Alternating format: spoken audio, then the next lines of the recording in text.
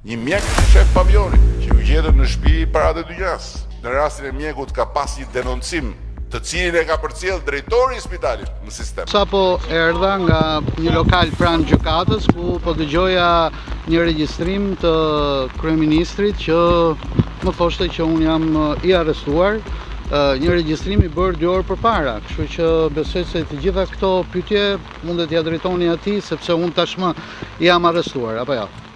Kardiokirurgu Edvin Prifti ka ngritur një akuzë të fortë ndaj mënyrës se si u trajtuan shkencëtarë gjatë pandemisë së Covid-19, duke denoncuar raste zhdukjesh, vrasjesh dhe arrestimesh të disa prej emrave më të njohur të shkencës.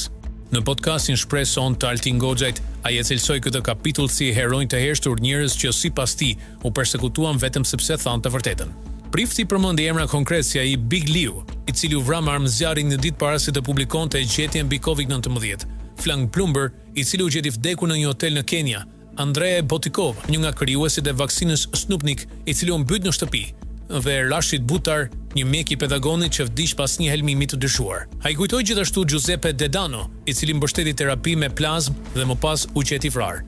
Zhur Yusen, që u hoz në kati 10 pas i regjistroi një vaksinë, dhe Amre Buthart, i cili vdiq pas autopsisë së fundit që kreu mbi viktimat e Covid-19.